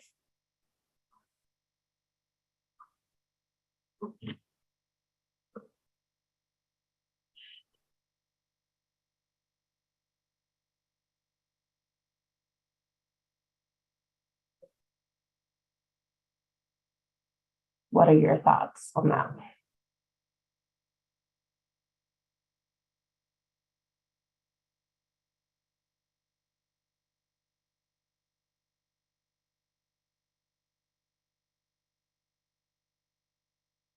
I think it's out for comment right now. I don't know that we can go back to it right now, can we? Yeah, it is. I have to research that one. But it is up for public comment, the immunization component. I'm public, I'll comment. No, I'm just kidding. Okay. Yeah, I just I don't don't think it remember that. was that, Kelly? I apologize. Oh, I don't remember that specific language being included for like interns, for example. Because now it makes it sound like for interns and technicians, immediate personal supervision. I thought we changed that, and I don't remember if that was in rule a while back or statute, but we changed it to say, I think, just supervision, I believe.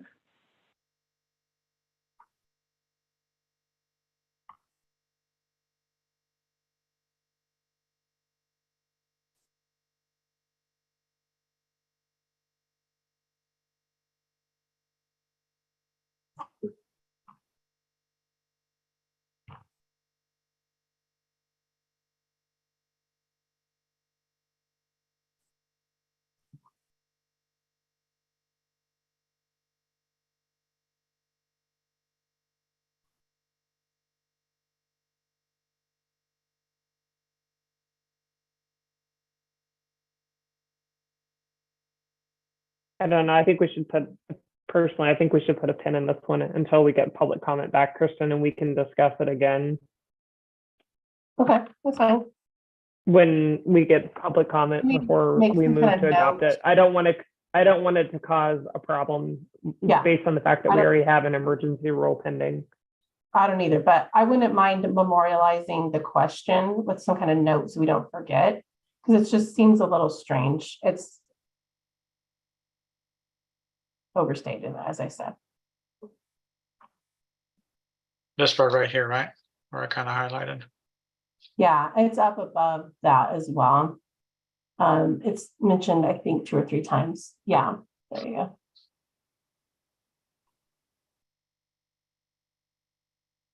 All right, let me just highlight the whole thing here.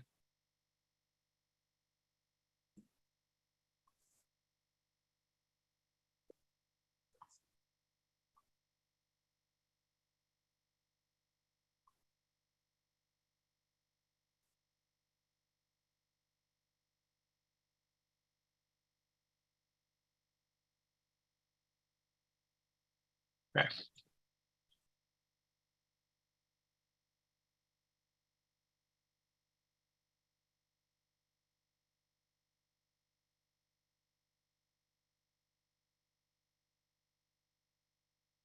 All right, that's 10:58, guys. Yep, let's adjourn unless you guys want to continue on without me, Kim. Can I ask a real quick question? Did we ever settle on technicians being able to take a refusal of counseling? We were going to bring that back to another meeting. Okay, I know Matt also has to leave. Yeah, next time. So we may be down to yeah, not having a quorum. And I sent Cam some suggested language. I think I sent it to you, Cam, unless I'm wrong in my head. But I thought I sent you some language for that for discussion at another meeting. Maybe we can address that at the next Yep. committee. Absolutely. Thank you. All right, guys. Thank you. Good work today. Appreciate everybody's time. We'll go ahead and adjourn at 10:58. Thank you all. thank you. Appreciate it. Bye.